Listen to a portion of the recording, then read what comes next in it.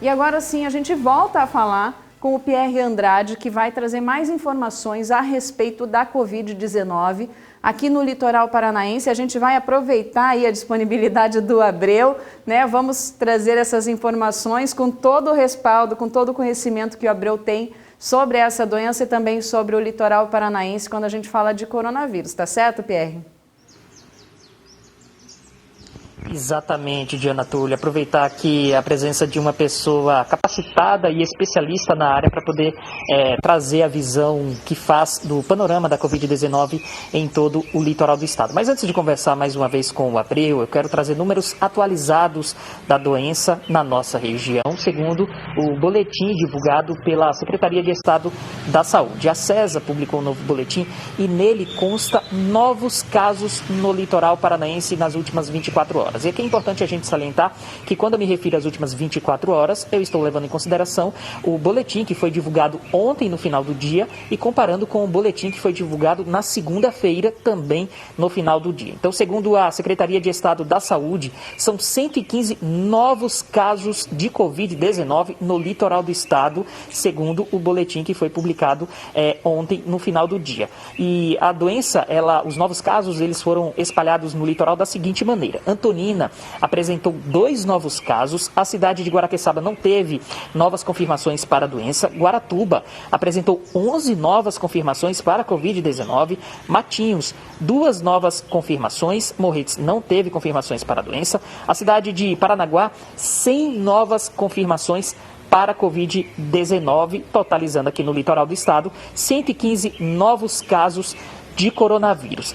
Nesse período, o boletim da Secretaria de Estado da Saúde traz um novo óbito confirmado por causa da doença que aconteceu na cidade de Paranaguá. É sempre importante a gente deixar claro que esse óbito não necessariamente aconteceu nas últimas 24 horas, mas que a confirmação ele se deu no último boletim da Secretaria de Estado da Saúde. Em todo o estado são 165.927 casos confirmados da doença e 4.142 óbitos por causa do coronavírus. Eu vou voltar agora sim a falar com o Abreu, para que ele possa passar, Abreu, qual a avaliação que você faz da situação da Covid-19 aqui no litoral do estado, levando em consideração esse boletim que foi divulgado ontem pela Secretaria de Estado da Saúde. Mais uma vez, boa tarde. Então, uma boa tarde a todos. Mais uma vez, infelizmente, nós vemos com preocupação esse aumento no número de casos. Eu quero dizer que o litoral como um todo, está vivendo uma tendência declinante na ocorrência de novos casos. Contudo, nós observamos que conforme a semana, conforme algumas situações que nós temos, e variação de clima, esfriou nos últimos dias, né? Tivemos uma movimentação muito grande de pessoas aqui no litoral por conta dos feriados que houveram. Imediatamente a gente sente o reflexo dessas variações, mostrando que o vírus ainda circula entre nós e traz preocupações.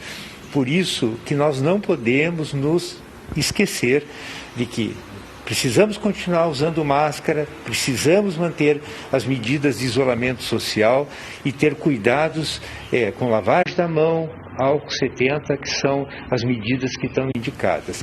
Mas essa situação de termos, no dia de ontem, mais de 100 casos, nos traz preocupação sim nesse momento aqui no litoral. Gabriel, você já tocou num assunto bem importante, que é o fato da população continuar tomando os devidos cuidados. Há um certo relaxamento, talvez nem seja a melhor palavra, mas há um certo conforto de parte da população, porque os números vêm caindo e aí algumas pessoas estão deixando de usar as medidas para evitar o contágio. É importante manter os cuidados, porque só dessa forma a gente vai poder evitar que mais pessoas contraiam a doença. Né? Com certeza, né? Nós temos que ter muito claro que esse é um vírus que se transmite de pessoa a pessoa.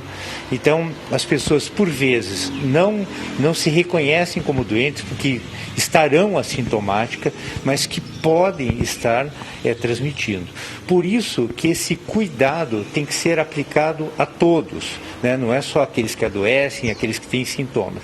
Então, nós precisamos manter essas medidas de higiene, essas medidas de restrição social para evitar que essa doença volte volta a ter aquela proporção que teve no mês de julho. Nós não queremos viver um novo julho, mas precisamos ficar alertas e fazer com que essa doença não progrida de forma desfavorável, criando levando a pessoas à condição de morte ou de grave adoecimento.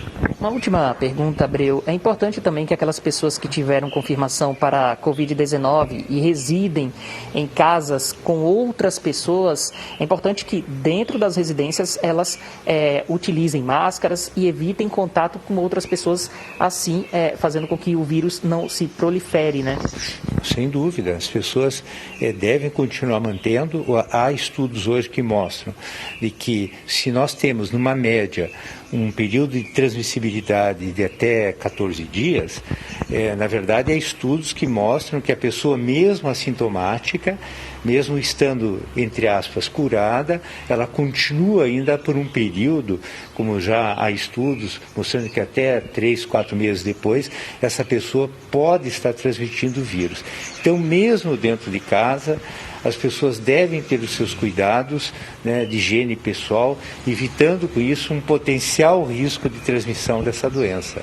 Muito obrigado, Abreu, diretor da Primeira Regional de Saúde. Só para eu finalizar a minha participação aqui no Voz do Litoral, Diana, eu vou trazer números atualizados do boletim do Hospital Regional do Litoral. Segundo o boletim do HRL, são 18 pacientes internados na ala Covid, um espaço destinado para atender pessoas que estão com o coronavírus ou que têm sintomas da doença.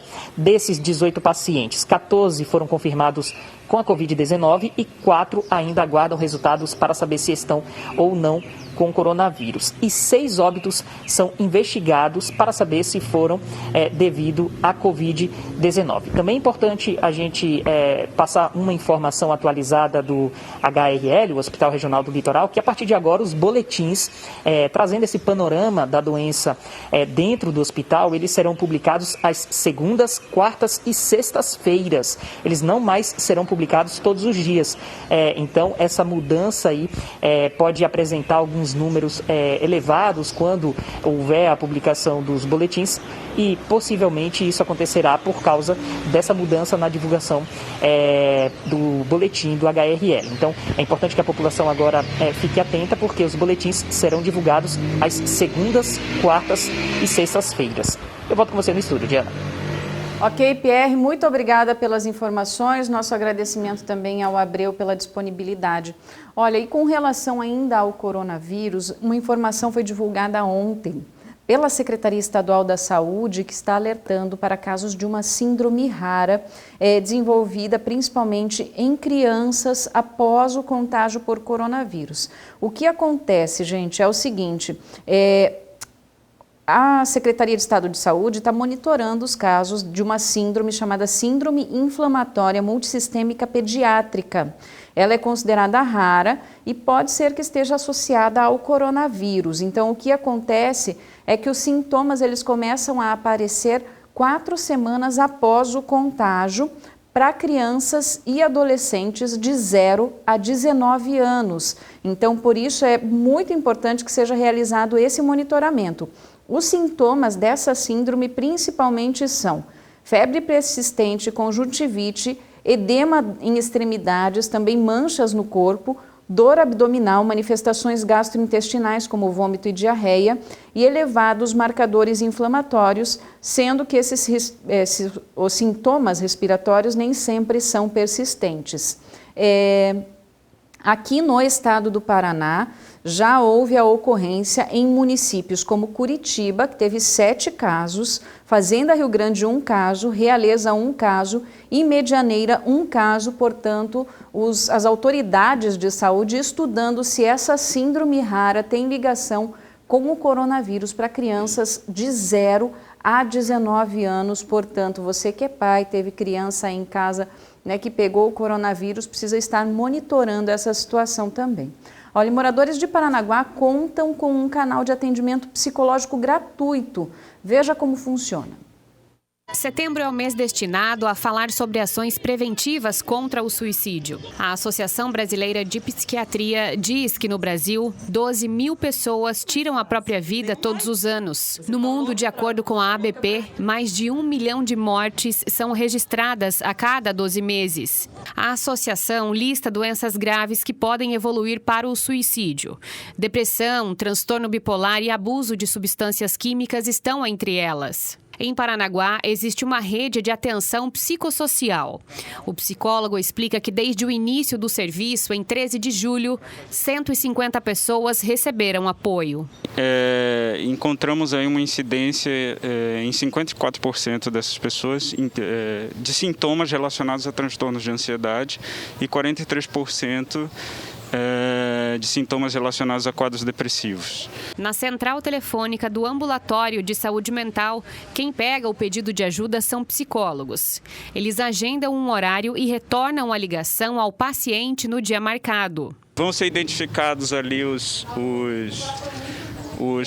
fatores de risco, né? Vai ser feita uma avaliação precoce para evitar o agravamento de um possível quadro de depressão ou então de suicídio. A central de atendimento funciona de segunda a sexta, das 8 às 14 horas. O número é o 3420-2847.